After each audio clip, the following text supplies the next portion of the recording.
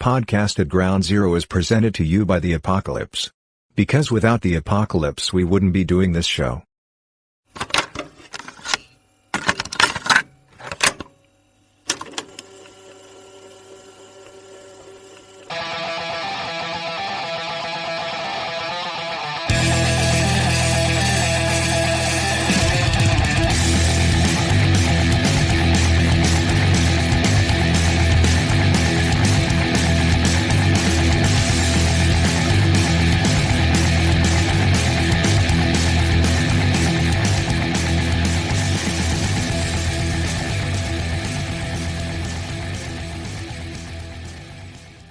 Greetings, friends of the Apocalypse. This is Podcast at Ground Zero, your home for the Apocalypse, for episode 88, Awake.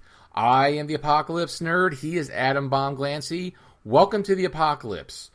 Good evening, folks. Good morning, good afternoon, good day, wherever you're at. Good night. I got to cover all the bases. So tonight, or today, I keep on saying tonight because it's night where I'm at and Scott's at or recording. It's not necessarily night when you're listening to this. So we're going to cover apocalyptic or pre into the post-apocalyptic movie that is available on Netflix called Awake. It is a sleep deprivation apocalypse. So Scott watched it, recommended it on a previous show. I watched it. So tonight is actually a good kind of review-ish. I don't say we're really reviewing movies because I don't think we're really good at reviewing. We're just kind of good at talking about it and spoiling stuff. You know, we're great at spoiling movies. We do that very well. Oh yeah. And I'm okay with spoiling this because tonight Scott and I have a difference of opinion on this movie. Scott enjoyed it. I not so much. I didn't hate the movie by any means. It's meh. It didn't thrill me, you know? Dare you, heretic, disharmony, you are not of the body. I'm not. Landru, I call upon Landru. Yes. Sorry, we're going to have to throw you out of the shelter because you'll have to leave the silo because you are disharmonious. Disharmonious! But yeah, we actually have a difference of opinion on some apocalypse. I can't exactly call it post-apocalypse. It's a pre into post. But the good news is it'll also get us into our other topic for tonight where we're going to discuss a little bit about, Well, not on this episode. Oh, we're gonna save that for next one. Okay, we're going to do as two separate episodes. Okay, excuse me for a following episode. Our following episode, a very special episode. Tonight, a very special episode of Podcast at Ground Zero. See, now I'm gonna have to do that as the intro for the next show. So, anyways, on the subject of Awake, I stumbled across this partially because I had. I always have a tendency to check through the streaming services and see if anybody has generated any low-budget post-apocalypse films. And I just came across this on Netflix, having been released in 2021. And this is a very low-budget film. Yes. They definitely have to. There's some. You can see signs of the budget. You know, how they had to clip things. There aren't big crowd scenes. A lot of shots are tight, so they don't cover a big area because they just don't have the budget. Well, low budget isn't necessarily a bad thing because we are also fans of indie film, and between the both of us spending a couple of decades at the H.P. Lovecraft Film Festival, we have seen plenty of no budget films that are excellent, because as long as you got a solid idea, it'll come. We'll forgive lack of budget, no professional actors, things like that. As long as somebody had a good idea and they kind of stuck with their guns. I love it when anyone takes something that seems weird or off kilter and sticks with it because they want to deliver something different, new, and original. And Awake is not an apocalypse that I had previously seen on film. That is, well, I thought there have been. I thought there was another post-apocalyptic film about the same subject. There is a post-apocalyptic book that I read called Black Moon. It was a book. I thought it was a movie. Okay. Yeah. There's that book, Black Moon, and I can remember an X-Files episode where part of the plot was that after having brain surgery, certain special forces troops no longer needed to sleep, so they would never fall asleep on guard duty, and they would always be able to go out and do another mission and that kind of stuff. And there was a whole plot around not sleeping there, but it bypassed all the toxic things that happen to the human body when you stop sleeping. And one of the big things, it's bad. Let's back up a little bit. Yeah, sure. One thing I didn't want to say that when it came to their budget, probably the most expensive thing that they spent their money on was getting Jennifer Jason Leigh. Jennifer Jason Leigh was one of the few named actors I recognize. Yeah, but the other people I would throw out there was Barry Pepper, who was the sniper from Saving Private Ryan, right? And sadly was the lead in Battlefield Earth, right? Oof. He got stuck in that winter. But Barry Pepper had a part in it. Frances Fisher, who's been in tons of stuff, including, I believe, Unforgiven. I think Frances Fisher was the redheaded prostitute that organizes the other prostitutes to put together a reward to kill the men who had attacked the one girl. I recognized Gil Bellows, who played Dr. Katz, who was one of the other scientists they showed, and I certainly recognized the guy who was the assistant to Jennifer Jason Leigh's character. That guy's name is Finn Jones, and he was one of the actors from Game of Thrones. He was in Game of Thrones. He played a character who was I can't remember which house or whatever, but he stood out as playing one of the gay characters, one of the homosexual characters who was ends up being put on trial at some point in the film in the series for that. But it's not star-studded. It's but which is fun, which is fine. But they got some professionals. They had some professionals in there, people who had some records. But it is not exactly. She was the biggest name, I think, in the whole thing. Yeah, and she's not really she had her day, but now But we don't see Jennifer Jason Leigh has not been as big since the 90s, but when it was the 90s, she was huge. Yeah. So the film is about we started getting into that, but the film is about a sleep deprivation apocalypse. It's an event happens and people are not able to sleep anymore for the most part. There is a few holdouts, like people who can sleep, but in general, people can't sleep. So that's the whole premise of the movie. And based on that, the apocalypse is going to be over with in a few days. Because when they're talking about how long you can go without sleep, one of my favorite things about going without sleep is apparently it can cause your brain to swell. Mm-hmm. And when your brain starts to swell, it starts to impact the inside of your skull and cause brain damage and hallucinations and aberrant behavior. And my favorite part is that it can swell so much it'll herniate out the bottom of your skull. The connection between your spinal column and your brain, there's a place for your spinal cord to go through.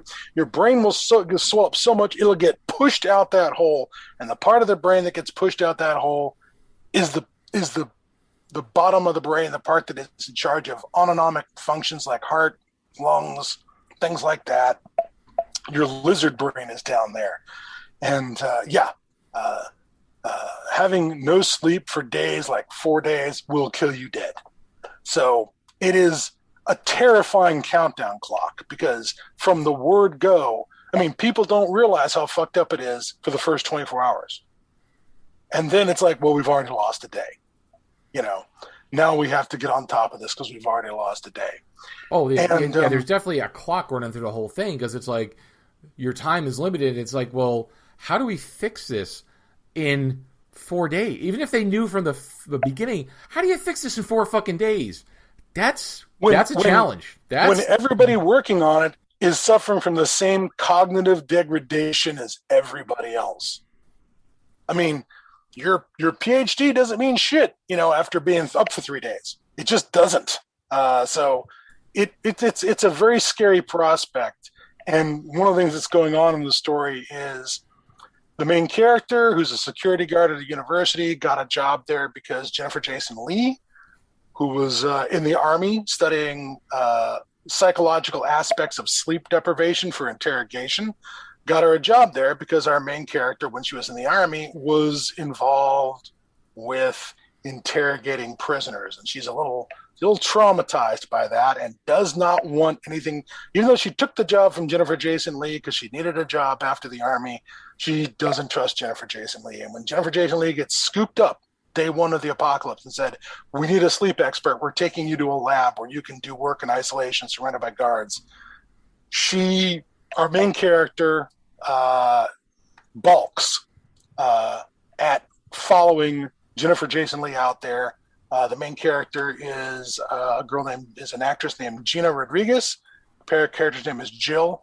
She has 2 children, Matilda and Noah, and Matilda, at the beginning of our sleep apocalypse, she falls asleep after a traumatic event. There's a car crash where their car goes in the water, and the girl gets pulled out of the lake, and no, she doesn't go to. She does.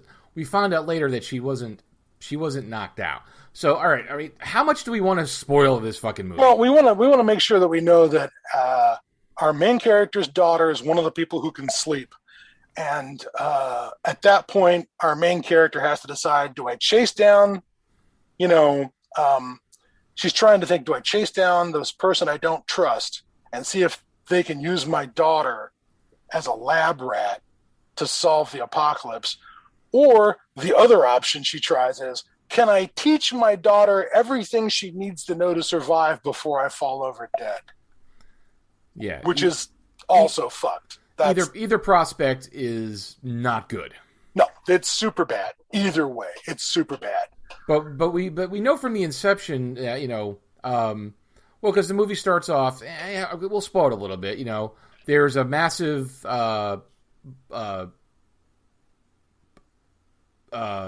There's like an EMP event. Yeah, they assume it's an EMP because everything gets fried. Like power's out, nothing works. So they assume cars. They assume it's like, it's an attack. It's a this. It's a that. Because there's a large EMP effect. But then they also see something which is ominous to the whole thing. Is their son thinks they're seeing shooting stars in the sky. Oh, that's right. It's not shooting stars. Not stars. Yeah, it's all of our orbital satellites getting knocked out of the sky. They're all the satellites. I mean, there are thousands. I don't even know what the number is, but there is a very large amount of satellites orbiting the planet. So for a long part of the movie, you don't know what the problem is. Shit, this could be an alien attack where they've just cleared near-Earth orbit and have EMP'd all of our hardware and then have hit us with something that's going to make us all fall over dead in 4 days. That's what I think an alien invasion would look like. Yeah. They're not going to come down here in battle suits and punch us. They're just going to be up in orbit and just like use space raid and just, problem solved. Oh, yeah. So, so that's the problem. It's like power's not working. Nothing's working except for, we just like, because, well, we know the accident I knew from the beginning the accident had something to do with why she could sleep. I knew there was something. It didn't connect, right away. It's like there's something to do with that. Besides a lot of the terrible acting, because even though some of these people are known actors, there's a lot of bad acting in this film. Like That's true. Like the mother, the main, what's her name? The security guard. Rodriguez. Yeah, Rodriguez. She's not. I'm sorry. She's not a good actor. She's not a good actor. You know, this son. You know, he was. Stop it, Mom. He was terrible too. Yeah, he's whiny in a situation where we should be past whiny. We should be past being exasperated with Mom. That's sort of a little too much of the standard teenage, angst or whatever, which just didn't seem applicable to the current situation. Yeah, there was. I mean, again, acting's not always necessarily a bad problem, but bad acting like that tends to pull me out of the, the fantasy a bit, because it's just like, it's like, okay, I'm just not buying any of this, because they're trying to be, a better film, but it's just like, it's like, just not a lot of good acting. So there's some kind of event, then we see something interesting. Again, we're just, guys, I'm just spoiling this whole fucking movie. I don't care. It's like, I really just don't like it. So he's happy to spoil it because he was unhappy with the scenario. All right. I know. I'm being a dick. I'm sorry. But, when the military pulls up in, Willie's Jeeps, you knew something, Well, that was a good call too. The first time I saw the old World War II Jeeps show up, my first thought was like, what the fuck? Well, budget? Man, their budget is really fucked up. They couldn't even get Hummers. And then it's like, no, the whole point is the older the vehicle, the more resistant, the easier it is to repair from the EMP event. Yeah. So when the Army's driving around their open top World War II Jeeps, I was like, oh, okay. I'm happy. Now I'm happy. It was smart. I did like that. It was good. And then you see some other people, who knew about cars, working on old cars, like trying to get them up and running, because they're like, was the battery in it? Because if the battery wasn't in it, then it didn't get fried, and they some people got some older cars started, because again, less electronics to get fried. And even what little was there, you could, easily replace a few things, as long as it wasn't, totally fucked up, just replace the battery, maybe some spark plug wires, whatever you could replace. There's not a lot of electronics, in those, so that's why you could get them running up again, hopefully. Yeah.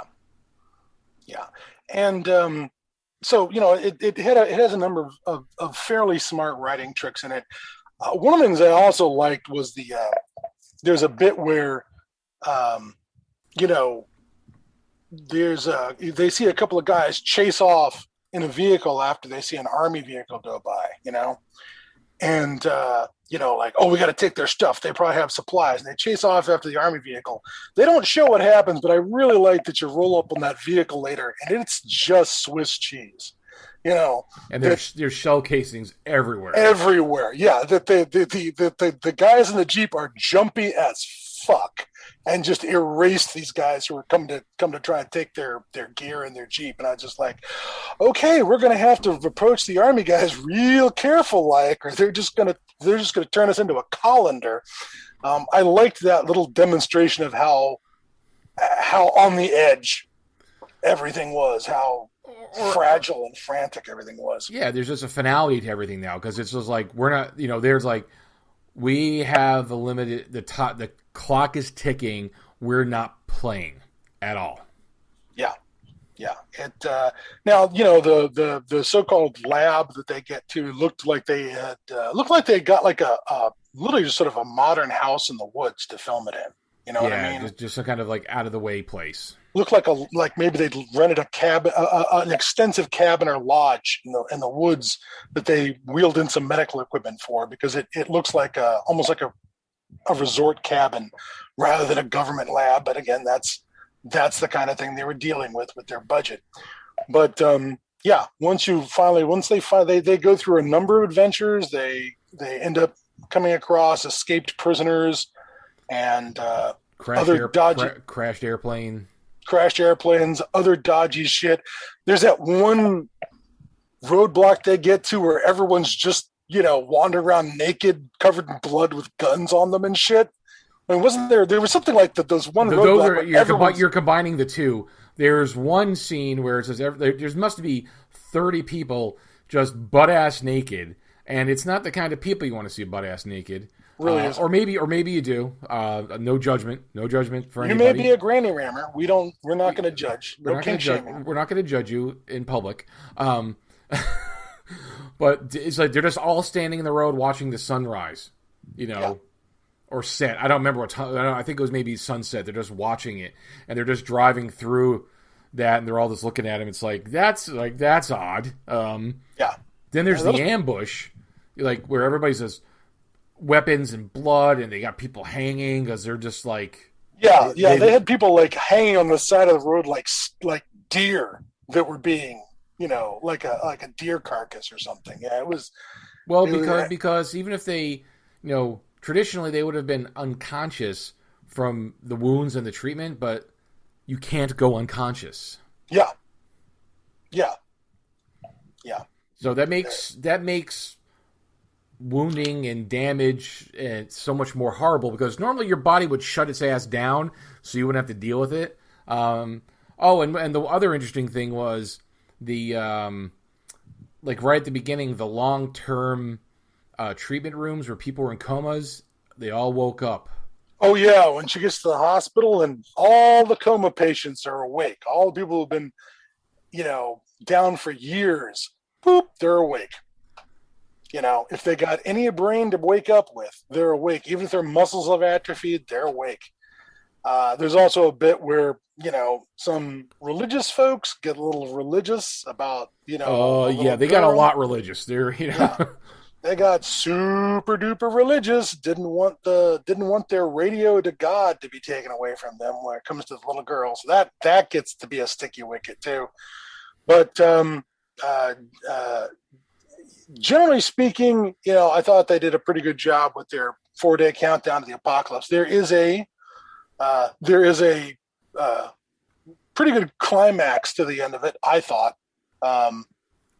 where they do get to the lab and they do get in to try and, see if they can, take any kind of crack at solving this thing at the last minute. But by the time they're there, the staff is they're losing their minds too. They're all the medical staff are taking these drugs these drugs to keep them, to reduce the, to extend their, life essentially. But there's a lot of neurological, like a lot of them, their hands are like quivering and they can't keep still because it has neurological damage, but it's keeping them awake. Like I said, it's God, I don't want to give away I know we don't want to give away the ending, but we will say that they do have sort of an explanation for why this kid sticks out and why the other person who's at the lab is able to sleep. It's not the greatest explanation. It's a bit weak. Yeah, it's not a great explanation in my opinion, at all. I was not a fan of it, but they have an explanation. Well, the event that happened, okay, I could see that. There was a which did to everything, and that all makes sense because inside their explanation of what the event is, which is kept a mystery until the very end. Yeah. Once you get to the government people, they're able to say, "Well, this is what happened." Yeah, we can tell you what caused it, and you could kind of figure out if if you're a student of the apocalypse and all this stuff, you could see why all of a sudden there'd be a global shutdown. So that happens, but then, that also causes the problem with sleep, and it's like, okay, I guess I could see it scrambling, whatever. They have an explanation. Whether it is physiologically possible for that explanation to be a thing, I don't know, and whether the cure is physiologically possible, I also don't know. It just seems like it's a little bit magical. It's a little bit too mad. Okay, what caused it to happen, the event that happened, and what it did, I could see that being a little more plausible. Okay, I could kind of see that it would mess with some stuff. Maybe it wouldn't work in the way that it happened, but I could see that it could maybe do something like that. Okay, I will give them that. But then the cure, the cure is basically, call your IT department. And what's the response they give you? That was the cure, okay? It is in fact the standard IT department answer. Yeah. First question they asked. First question they're going to ask you was the cure. And it's like, really? Yeah. I think that didn't quite work for me. I agree. Yeah. But, I was just happy to see this particular form of creepy. It's because I find the whole sleep deprivation thing super creepy. When I think back to, staying up for 37 hours in college to get work done or to study or do anything like that. And I can remember, I think the longest I ever stayed up was like 40 some odd hours, not 48. And I literally couldn't do anything except be awake. You know what I mean? I couldn't actually write or read or accomplish any tasks. The only thing I could do was like just sort of be awake, like, thinking that I could get more accomplished, but I couldn't accomplish anything. Seeing that these people have been up for 72 hours, I'm just like, I can't even imagine. My old roommate used to say that when he was at Fort Riley, Kansas for OCS, they kept him up for 50 hours. Oof. And he said he started to see shit. He started to see genuine hallucinations of more than just blobs or weird things on the sides of the vision. He says he saw people who were not there. Literally saw people who were not there, and having been up that late. So, yeah. It's a little. It reminds me also a little bit of there's also, of course, sort of the crazy apocalypse, which we've gotten with the Crazies, both the original and the remake. And there is a novel called Among Madmen, where the disease in the story, literally causes brain damage that results in behaviors that seem psychotic and delusional, as part of the story. But this story kind of definitely dipped into the kind of the insane apocalypse where, like, you can't trust yourself. You become an unreliable narrator in your own life because you can't trust it. What you see, what you hear. You can't trust the input you're receiving because you don't know. Which then, okay, I'm gonna tie this into Dark Star. So please do. How do you know that the order? I don't remember the whole bit, but it's like, you have to teach the bomb about phenomenology. Yep. Yeah. What is your one purpose in life? To explode, of course. But you don't want to do that on bad information. It's like it does, Well, no. Hello, bomb. Hello. But I think my favorite line from that was definitely the way the bomb cheerfully answered, "To explode, of course." To explode, of course. I can't wait. With the, I know that it was a John Carpenter student film. If you haven't seen Dark Star, run out and watch it. Speaking of low budget glory, you'll get to see. I want to say Dan O'Bannon. You get to see the writer of the movie Alien. Yep. Fighting a alien beach ball.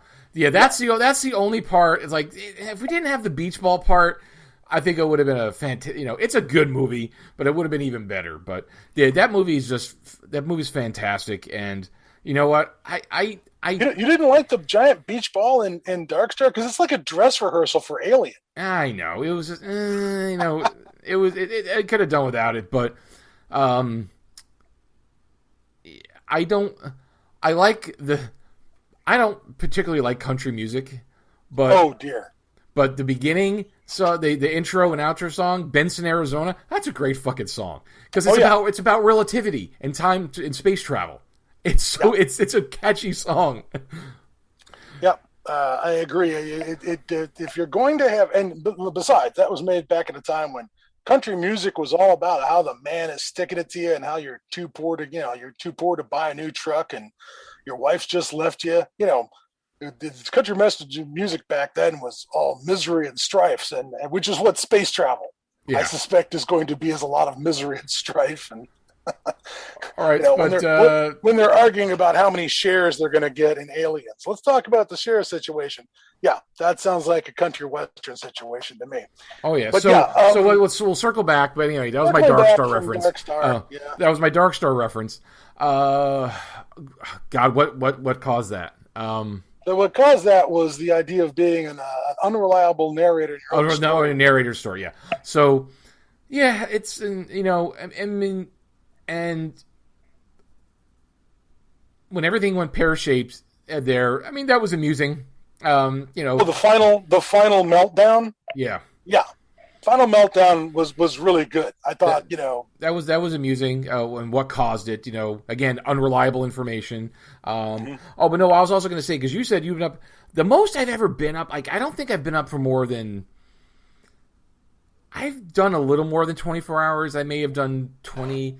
Maybe when I went to Europe, many moons ago, because of the time shift, that was. But if I was in the same locale, traveling aside, but like in the same locale, the best I've ever done was, I might have done like a 26, 28 hour. That was about it. And that was on a Friday night to Saturday because, we tried to do an all-nighter D&D.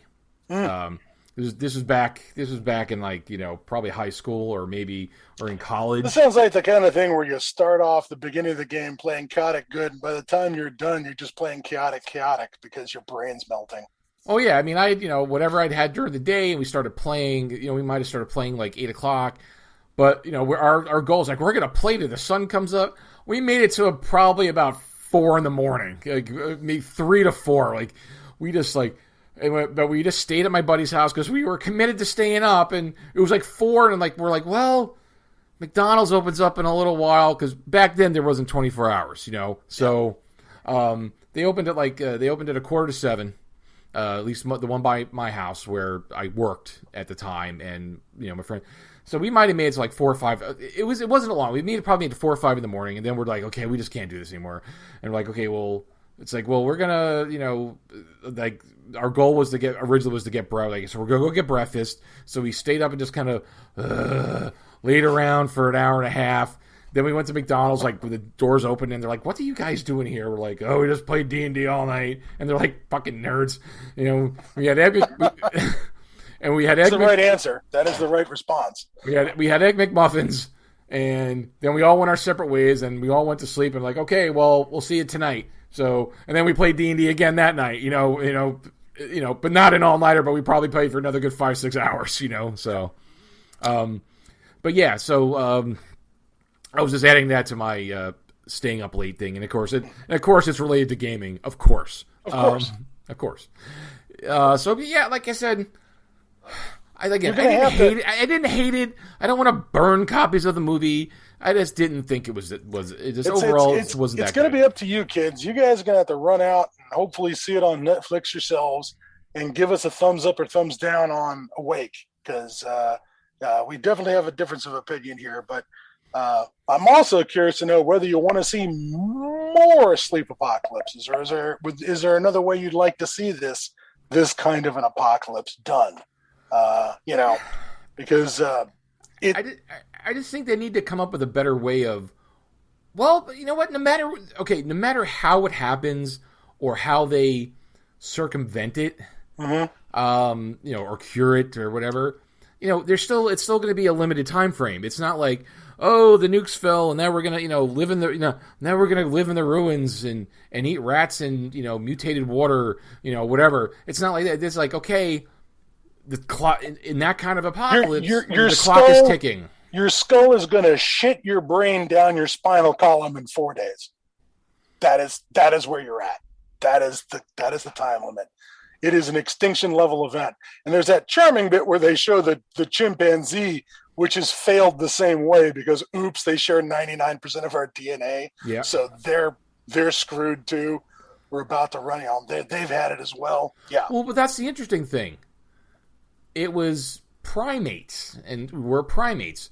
It affected primates, but not any other animal. Yeah.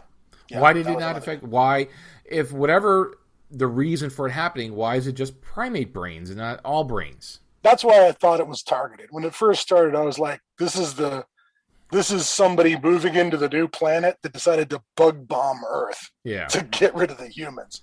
It is not. There are no aliens in the story. We will spoil that much for you. Yeah, we thought somebody called the the Space Orcan Army to come in and because they're number one against pests. So we are nothing if not an effective pest. Yes. This crew included. Yeah, especially. So anyways, it's up to you guys. You're going to have to take a look at Awake yourselves and see where you come down on it. Yep, that's all we can say. We spoiled a lot of it, but you're not going to be heartbroken by it. It's we still we held back a couple of key things. So, but it said if it's if you're it wasn't a huge time sink either.